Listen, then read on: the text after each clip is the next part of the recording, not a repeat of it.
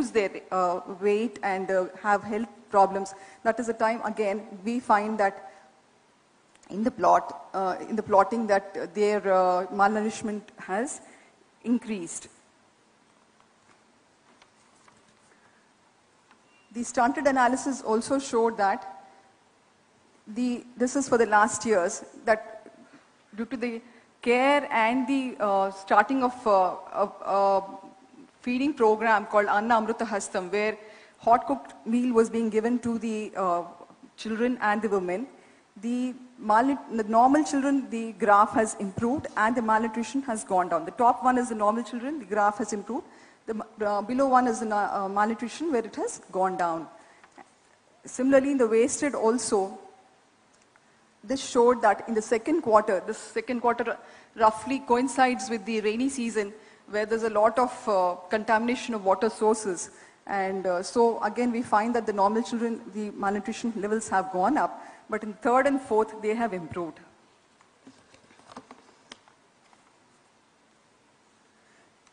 The underweight analysis also showed that the normal children, this thing is not very, I'm not really sure of that, but the overweight, they showed that the fourth quarter onwards the overweight is growing, and this is one of the problems today.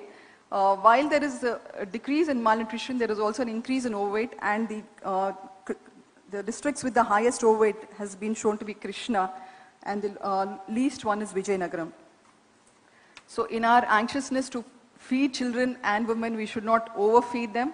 I think that is one of the indicators which has been thrown here. We are also not trying to just make an app or a solution in which everything is just portrayed, but we also wanted to validate our data. So we have gone through the data delinquencies and we started plotting all those areas where they were showing decreasing height, decreasing age, change of gender. Again, for those who have not worked in this department or in the government, it is very well known that wherever every month there is a need for adding in data, many of the government functionaries just happen to just change the numbers a little, this side and that side, and then they don't even go to the field and actually measure it. This is also especially known to those people who have worked in the fields, that the village accountant generally books the crop without even going to the village. He just writes whatever he thinks is okay with that person. So to avoid this kinds of data inconsistencies, we have done this, and we find that in the data inconsistencies, we found that about roughly 80% of our data was okay, 20% was what was inconsistent. And the beauty of the application was this 20% we could drill down till the Anganwadi and say this 20%, these are the number of clients which have been wrongly entered.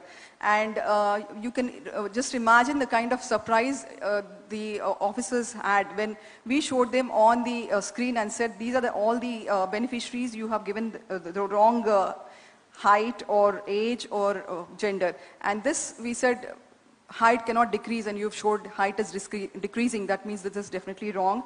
Age doesn't decrease, and they had showed it as decreasing, and that's how it is wrong. And gender, they had changed it from male and female, and we said that definitely at that level of that 6 months to 6 years, this is not possible. So this is where we caught them, and I'm sure they will be a little more wary of doing such changes just offline, just to feed some figure there. Now the key benefits of all this was we were able to monitor up to the micro level. It's simply impossible to think of monitoring about 55,607 Anganwadis. There are about 4-5 Anganwadis per village. It's not possible to say just do it manually, and it's only possible with a technical solution, and this is what we were able to get here. We are also able to focus on the geographic areas. So which is the the worst area with the most malnourishment, which is the area with better management. We found that Kurnool was the worst affected in terms of geographic location, and in terms of the best nutrition, we found Krishna was the best. In terms of age group, as I had shown you earlier, 7 months onwards, we found that they're a little more vulnerable. And the other vulnerable was the community-wise. We found, to our surprise, that minorities were a little better than the other communities in terms of their nutrition levels. The STs, as was expected, was the worst, and the next was followed by the SCs. And OCs also were better than the other people. So if a focused approach was taken and selectively these communities were addressed first, the chance was that the nutrition levels were bound to improve much better. Then it is today much more easy to hold the staff accountable. The earlier system, when I joined, probably we would have had layers and layers of inspections and the supervisors inspecting the Anganwadis and so on and so forth. Now this kind of layers of inspection is simply not possible today and not necessary today, and this is done through a very nice way in which we show them what is being done, and it's also a very nice way of recognizing the top performers and slow movers for awards or other things. We can always say that this is the persons who have done it, and also for finalizing the data accuracy patterns. I thank everybody for giving me this opportunity, and I take my leave. Thank you. Thank you, ma'am. Thank you so much, working for a great cause. And now I request our Honorable IT Secretary, excuse me for that. Now I request our Honorable Director, Animal Husbandry Department, Government of Andhra Pradesh, Dr. G. Somashekaram Garu, to come on stage and give the last demo of the day.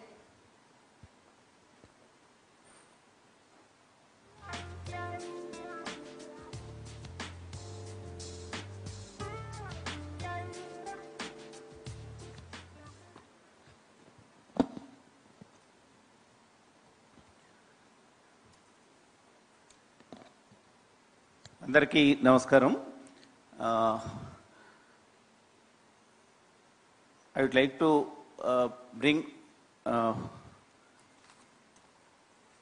about the facts. We have derived the benefits because of the introduction of one application in control of foot and mouth disease. Our Honorable Chief Minister used to advise us, when human beings have got the Aadhaar number, why not we identify the animals with similar number while in the control of diseases. He used to advise us like this in department meetings.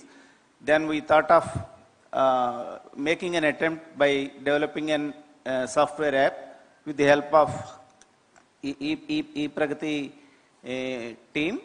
Accordingly, we made an attempt, and ultimately we could get the savings of about 100 to 150 lakhs every round of vaccination program to the state's exchequer.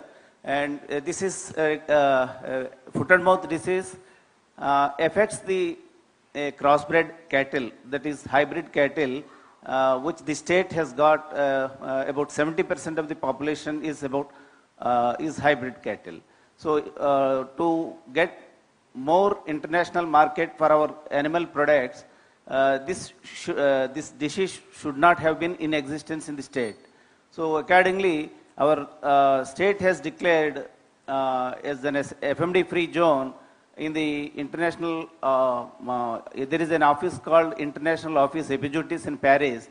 It recognizes the states, whether the state is free from foot and mouth disease. Okay. Because of we made an attempt that all the animals which we used to monitor manually or physically through our field staff, now after advent of this software app, we used to identify the difficulties that were there in the traditional system. We could find out solutions, best solutions, and we could we could monitor all the animals, whether they are vaccinated or not. And previously, before introduction of this particular app, we used to indent 110 lakh doses every round of vaccination, which we used to conduct once in 6 months, twice a year. Now, after introduction of this kind of monitoring, we now the requirement could be brought down to about 90 to 95 lakh vaccine doses every round of vaccination. That's how this app has helped us to save about 100 to 150 lakh rupees of state's exchequer in every round of vaccination. And we could also address some of the problems which we could identify because of this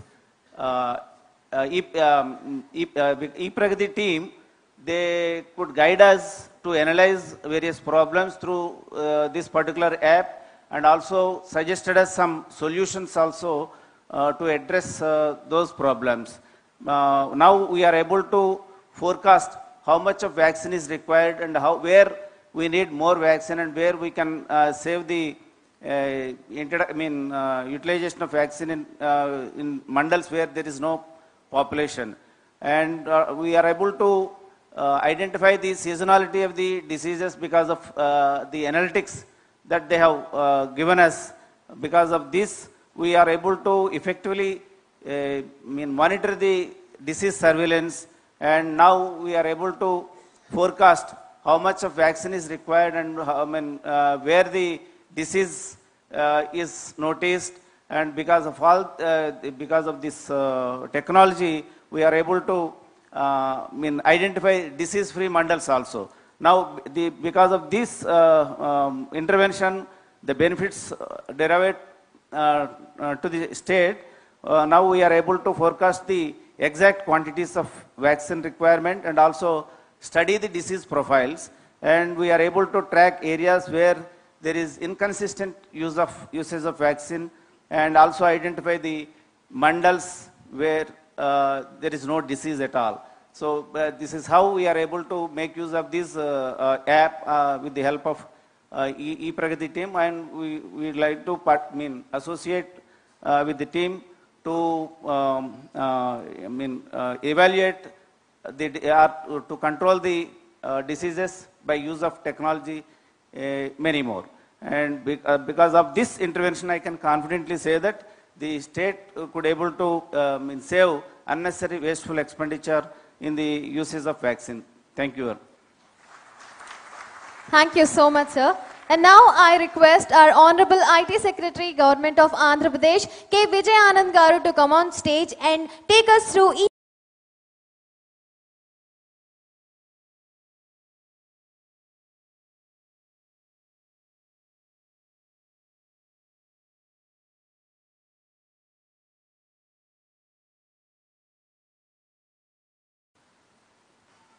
Honorable Chief Minister, Honorable IT Minister, dignitaries to this function. It's my pleasure to welcome all of you today to this e-Pragati core launch. It is a matter of great pride that Andhra Pradesh has been leading this digital transformation in government, making the state a role model for the rest of the country to emulate. Under the visionary leadership of our Honorable Chief Minister, Sri Nara Chandrababu Naidu Garu, and able guidance of Honorable Minister of IT, Sri Nara Lokesh Garu, Andhra Pradesh has been very fortunate to witness the adoption of Industry 4.0 technologies to enhance governance of citizen-centric programs. Being a tech-savvy government of Andhra Pradesh has implemented several innovative and citizen-centric e-governance projects such as Mi Seva, Mi Kosam, Mi Bhumi, to ensure improved delivery of services and faster grievance redressal of our citizens. One such initiative is the e-Pragati platform, which is one of the world's largest and most complex government digital transformation projects, which has been undertaken to realize the Honorable Chief Minister's vision of visible governance and invisible government. e-Pragati aims to help connect citizens to 34 departments, 336 autonomous organizations, and will deliver 745 plus services. Today with e-Pragati core launch, we will provide additional services to the e-Pragati portal, which includes MyAP, App Store, Certificateless Governance System, e-Highway, and e-Pragati Cloud Data Center, among others. My portal will provide a single access point to all G2C services, which will help the state realizing its vision of higher citizen happiness index through visible governance and invisible government. App Store will act as Government of Andhra Pradesh single source of truth for all G2C and G2B apps developed by government departments. This will enable the citizens and other stakeholders to have free access to apps, thereby enabling effective and transparent digital governance. The core digital development platform is designed to work in tandem with the App Store and aims to enhance the user experience of various applications hosted by government departments. Certificateless governance system has been developed to eliminate the need to submit certificates as a proof of fact, while license management system makes the license process easier and more efficient for both citizens and businesses. Similarly, eHighway envisions to democratize the data and open it up to startups, enterprises, and innovators to drive innovation. ePragati's Cloud Data Center open up the power of cloud computing to government departments and supports departmental needs for hardware, software, and tools. The ePragati Authority has also been instrumental in designing and implementing several other innovative e-governance initiatives such as Core Dashboard and other activities like e-office, etc. I also inform you that Core Dashboard has been cited by Niti Aayog as a replicable best practice for the state governments in India. The state has already implemented Aadhaar-based EPDS system and pension disbursal as part of its vision to directly transfer benefits to stakeholders, ensuring hassle-free availability of benefit programs to citizens. To increase adaptation of ePragati platform, the ePragati Authority has collaborated with Indian School of Business, wherein the digital transformation in public governance certificate program is being taught to officers of various government departments by globally renowned faculty along with experienced industry experts. Going forth, we shall adopt a whole of the government approach, wherein departments shall be integrated to this platform, thus ensuring that boundaries between departments are diluted. Once fully functional, the ePragati project will ensure seamless service to all the stakeholders, including citizens, businesses, and governments in terms of speed, transparency, and accuracy. The ePragati platform would result in faster G2G transactions, leading to greater savings for GOEP and increased transparency. We firmly believe that ePragati platform will play an essential role in the digital governance of citizen services, thereby realizing the state's vision for greater transparency and convenience for citizens. Thank you. Thank you so much, sir. And now I request our special guest, Mr. Neil Jacobson, Future World, the global business and technology think tank, to come on stage and address the gathering.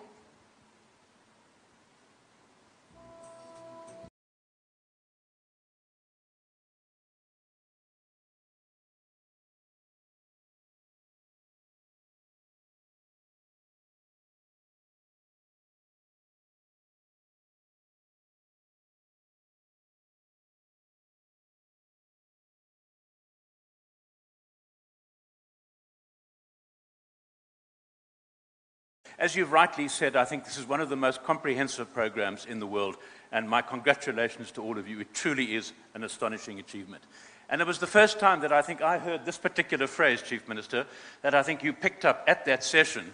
And I must tell you, I've used this quote in presentations around the world with other government departments, with other companies, in terms of the concept of what e-government is all about. Making services invisible, except in the impact that they have to customers, the citizens.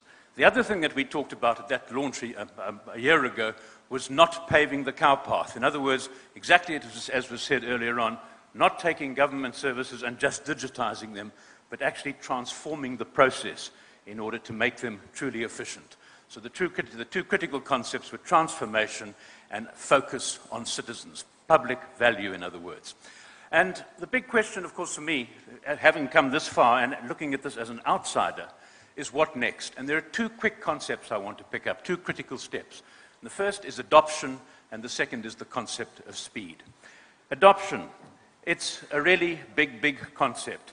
This is the biggest and boldest project that this particular government has partaken, and as you say, certainly the biggest in India and possibly one of the biggest in the world.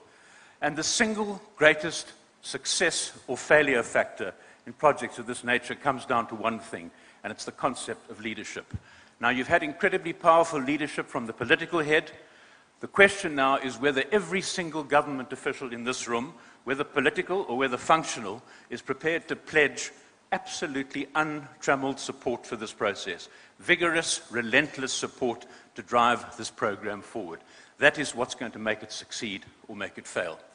The second part of adoption is people management. This is an incredibly complex process, and having been involved in the training of the first batch of government officials, it's a really complex program for those people inside the organizations.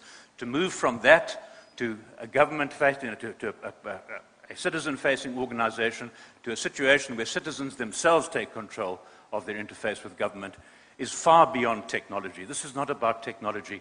Technology is simply the enabler. This is about people. It's about re-examining every single process, every step, and asking where are the pain points, both for the users in terms of citizens or business, but also the pain points in terms of the government officials who face the marketplace, who face the citizens, and who have to deal with these issues on a daily basis. So what drives failure?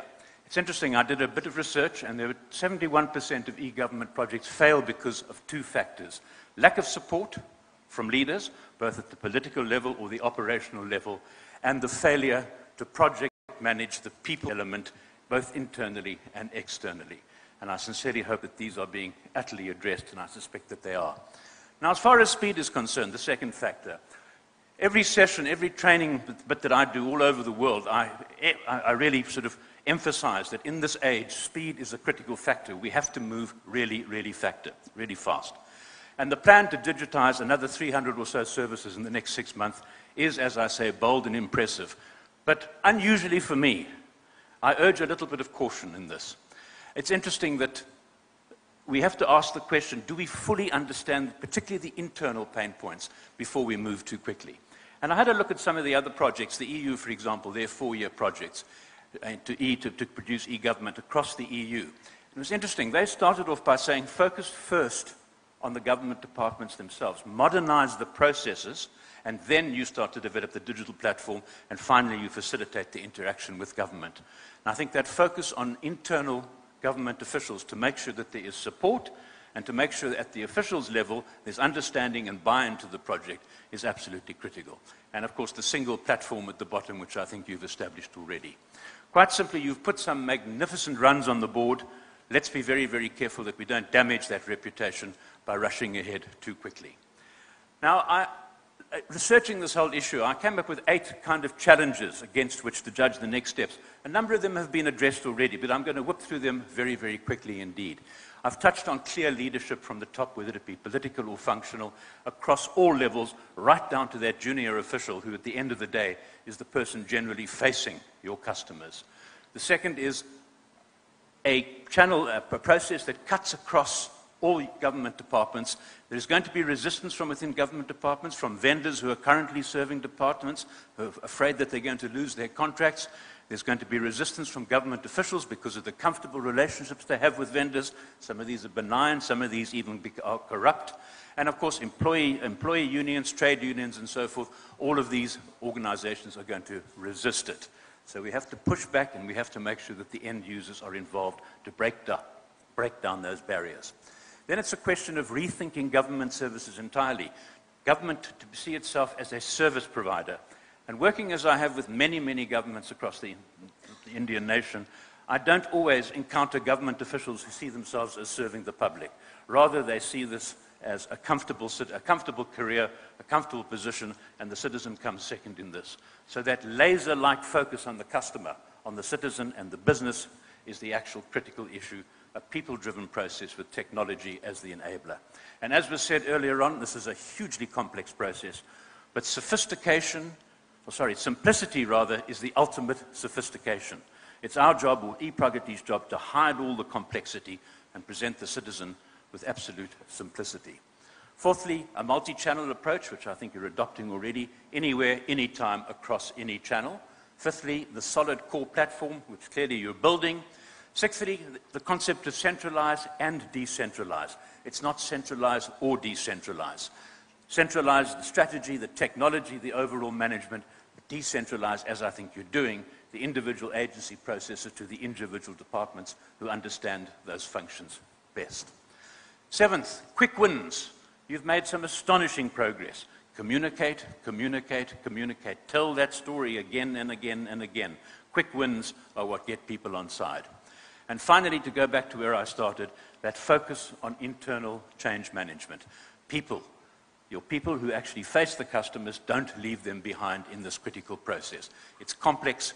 Give it the resources, the funds, the staff, and critically, the time it needs to make sure that this world-challenging process becomes as successful as it should be. And that's all I've got to say. Congratulations on a world-beating program, and I look forward to seeing it to be an incredible success in the future. Well done to you all. Thank you. Thank you so much for such wonderful insights, sir. And now I request our special guest, Dr. Tavi, entrepreneur and former Estonian government CIO.